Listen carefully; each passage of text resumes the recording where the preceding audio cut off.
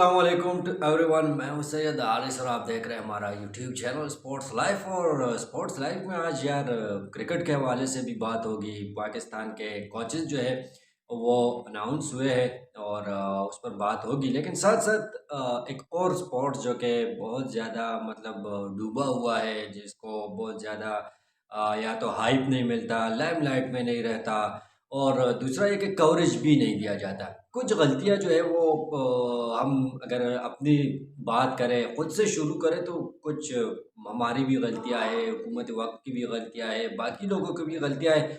तो उस पर बात करेंगे, आज के डिबेट का हिस्सा होंगे 2 चीज़ें, वो है बॉक्सिंग, वो स्पोर्ट्स, तो बात करेंगे, डिटेल में जाएँगे। डिटेल में जाने से पहले आप सभी से रिक्वेस्ट करेंगे, चैनल को सब्सक्राइब करें, वीडियो को लाइक करें, हमें सपोर्ट करें और बढ़ते हैं आगे। सबसे पहले अगर हम बात करें बॉक्सिंग की, बॉक्सिंग, जी बिल्कुल बॉक्सिंग, क्योंकि अगर हम बात करें तो बॉक्सिंग में हमारे बड़े अच्छे-अच्छे इस वक़्त बॉक्सर जो है वो पाकिस्तान में मौजूद है, जहाँ पर इंटरनेशनली जाके वो पाकिस्तान को रिप्रेज़ेंट करते हैं, मैचेस जीतते हैं, गोल्ड मेडल उन्होंने इवन के जितवाए हैं पाकिस्तान को। लेकिन इस स्पोर्ट्स को कवरेज देना, इस स्पोर्ट्स को लाइमलाइट में लाना और इस स्पोर्ट्स पे खबरें चलाना जो है, ये हक़ किसका बनता है? ये हक़ बनता है हमारा। क्योंकि हम क्रिकेट के पीछे बहुत ज़्यादा दीवाने हो चुके हैं, क्योंकि क्रिकेट जहाँ पे होता है, क्रिकेटर जहाँ पे होता है, या क्रिकेट से रिलेटेड कोई भी बंदा हो, चाहे वो क्रिकेटर हो ना हो, मैनेजमेंट से हो, कोई कैमरामैन हो पीसीबी का, कोई ग्राउंड मैन हो पीसीबी का, मतलब ग्राउंड में काम कर रहा हो, ग्राउंड मैन जिसे कहते हैं, तो वो हो, तो हम उनके साथ अच्छे ताल्लुकात बनाने की कोशिश करते हैं। क्योंकि क्रिकेट है, कल को हमारी ज़रूरत पड़ सकती है, तो हम उनको बिना झिझक और बिला झिझक और बिना किसी डर के हम उस पे वो काम डाल सकते हैं, उससे वो काम करवा सकते हैं। तो ये सारी चीज़ें जो है ये हम करते हैं। लेकिन यहाँ पर बाकी स्पोर्ट जो है वो हमारा नीचे की तरफ जा रहे हैं, डूबता जा रहा है। जो भी स्पोर्ट्स है, हॉकी को देख ले, फुटबॉल को देख ले, चलो फुटबॉल को तो अभी थोड़ा-सा वो कवरेज भी दिया जाता है, मैचेस के लिए लोग भी आते हैं, देखते हैं। इस्लामाबाद में हमने फीफा क्वालीफायर्स के मैचेस देखे, बड़े ज़बरदस्त मैचेस हुए। खैर पाकिस्तान जीता, हारा वो अलग बात है। लेकिन अगर हम स्क्वॉश की बात करें, अपने टेनिस की बात करें, बॉक्सिंग की बात करें, बाकी स्पोर्ट्स की बात करें, तो वो इस वक़्त डूबा हुआ नज़र आ रहा है हमें। तो जी, बॉक्सर आमिर खान की यहाँ पर पाकिस्तान में एक एकेडमी है। जी हाँ, वही बॉक्सर जो कि पाकिस्तान से लेकिन होता है यूके में है, और बहुत बड़ा प्लेयर है जिसको दुनिया जानती है, जिनके नाम बहुत सारे एजाज़ात हैं, बहुत सारे रिकॉर्ड्स हैं इस नाम के। लेकिन उस बेचारे की यहाँ पे पाकिस्तान में एक एकेडमी है, क्योंकि वो पाकिस्तानियों के लिए अच्छा करना चाहता है, कुछ पाकिस्तानियों के लिए बड़ा करने की कोशिश वो कर रहा है। लेकिन वो बेटा तो उधर है, वो अपनी ज़िंदगी जो है वो आराम से गुजार सकता है, अपने बच्चों, बीवी या बाकी दोस्तों यारों के साथ गुजार सकता है। लेकिन नहीं, वो पाकिस्तान का भी सोच रहा है, क्योंकि वो है पाकिस्तान से।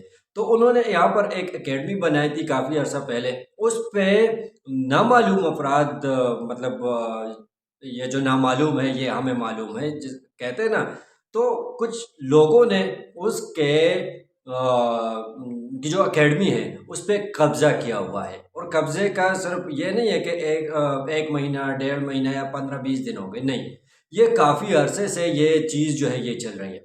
लेकिन मजाल है कि हम मीडिया वाले, हम बाकी जितने भी हमारे यार दोस्त हैं, उनकी ज़रूरत ही नहीं होती कि इस पर खबर चलाए। क्योंकि जब तक उन्होंने मुँह फाड़ के और उस बेचारे ने जब तक रिक्वेस्ट नहीं किया, तो किसी की ज़रूरत नहीं थी।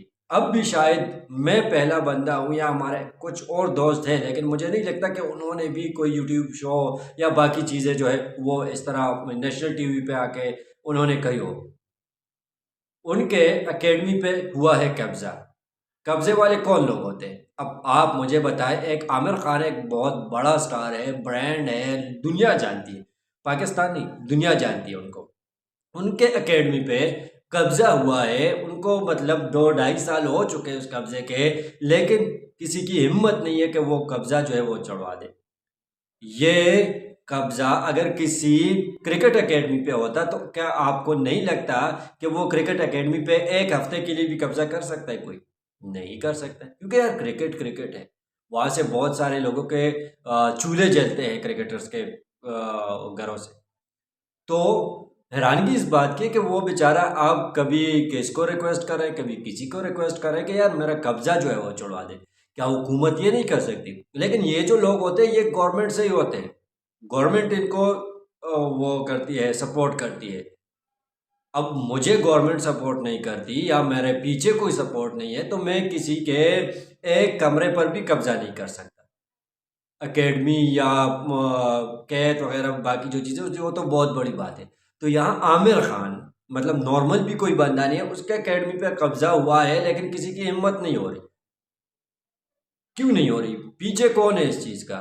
क्यों आवाज़ नहीं उठाया जा रहा? अब मेरे एक दोस्त ने बहुत अच्छा ट्वीट किया था यार, बहुत ही ज़बरदस्त ट्वीट किया था उन्होंने कि हम क्रिकेटर्स के पीछे भागते हैं, क्रिकेटर्स के साथ ताल्लुकात अच्छे करने की कोशिश करते हैं, उनके पीछे जो है हम लगे रहते हैं, लेकिन हमारी जो बाकी स्पोर्ट्स है मतलब उनके ट्वीट का जो खुलासा था वो ये था कि वो डूब रही है, वाकई में डूब रही है।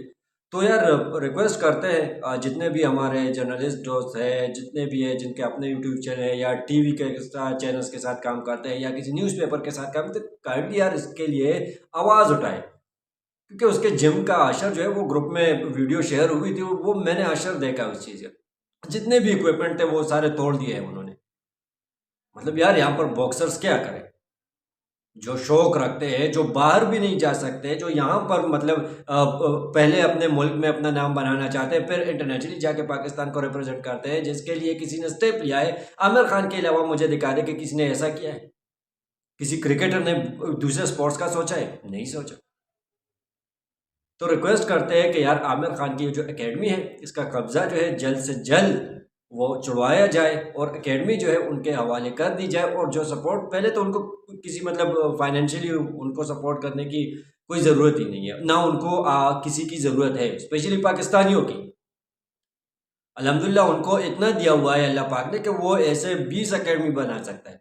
वो कल को दूसरी एकेडमी जो है वो बना लेगा, लेकिन उस पर भी कब्जा हो जाएगा। पीछे सपोर्ट उनका कोई नहीं है, जो कब्जा माफिया है उनके पीछे बहुत बड़ा सपोर्ट है, बहुत बड़े हाथ है, सबको पता है कि कौन है कौन नहीं है।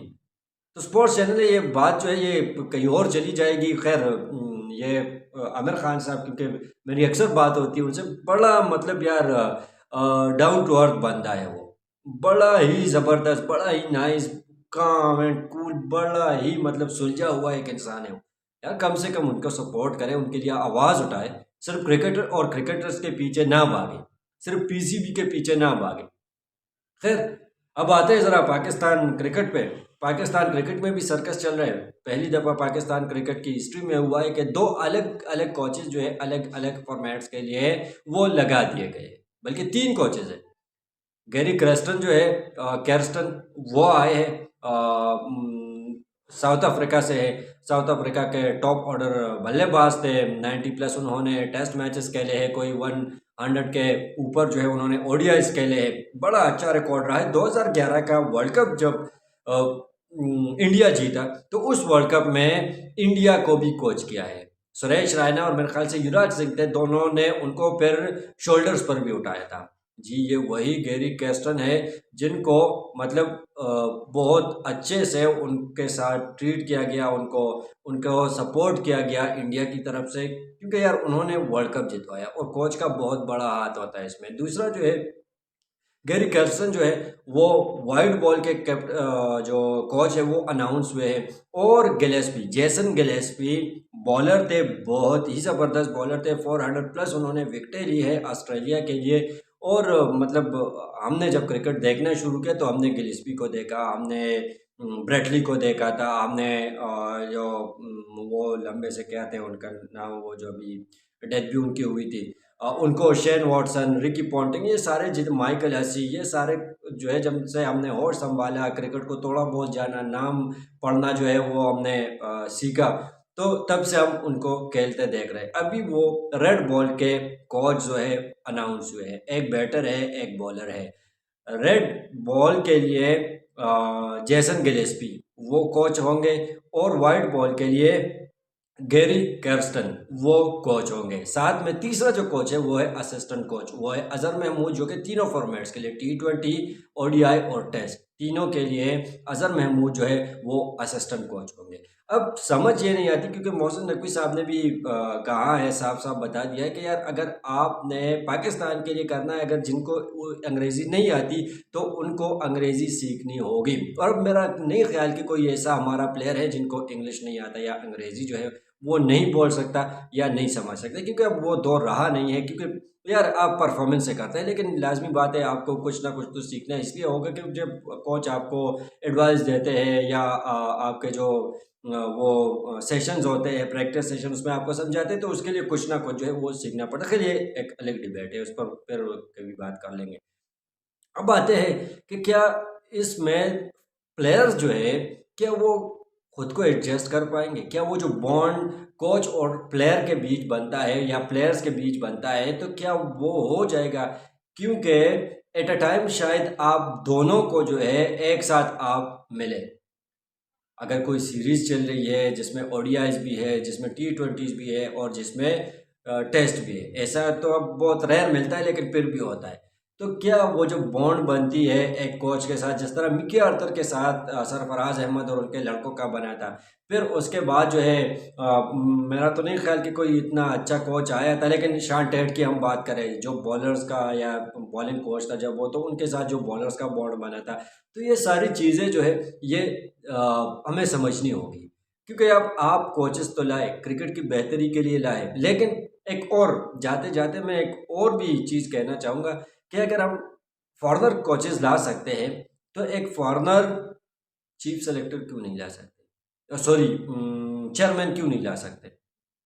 ये भी तो सोचने वाली बात है, लेकिन नहीं, क्योंकि हमने सियासत जो है वो लाना है बीच में, हमने ये दगाबाजियाँ जो है ये करनी है, हमने गेम को जो है, स्पोर्ट्स को जो है वो गंदा करना है, चाहे वो कोई भी हो। इसके लिए एक बंदा जो है सियासी वो लाजमी होना चाहिए उस डिपार्टमेंट में या उस स्पोर्ट्स में या उस मैनेजमेंट में। हमारे कोचेज़ आते हैं, चाहे वो बॉलिंग है, फील्डिंग है, बैटिंग है, जितने भी कोचेज़ हैं, चीफ सेलेक्टर इवन के, वो फॉरेनर आ सकता है, लेकिन चेयरमैन हमारा क्यों नहीं आ सकता?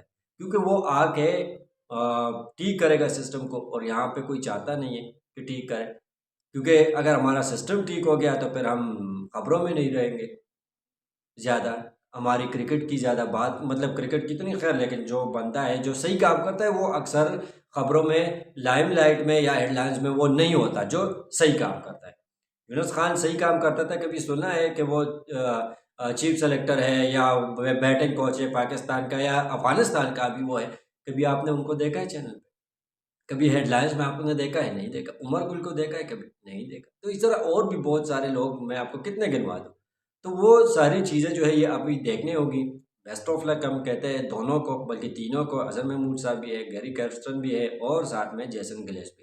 तीनों को बेस्ट ऑफ लक, और उम्मीद है कि यार इनके अंडर पाकिस्तान की टीम में जो कंसिस्टेंसी है सिर्फ अचीवमेंट के लिए नहीं बल्कि पाकिस्तान के लिए जो एक है उम्मीदें हैं हमारी, तो उस पे वो पूरा उतरे। खैर व्यूअर्स अपना बहुत सारा रखिएगा ख्याल, फिर मिलेंगे आपके साथ अगली वीडियो में। जाते जाते फिर से रिक्वेस्ट करेंगे हमारे चैनल स्पोर्ट्स लाइव को लाजमी सब्सक्राइब करें। तो मिलते हैं फिर आपके साथ अगली वीडियो में, तब तक के लिए take care and bye bye.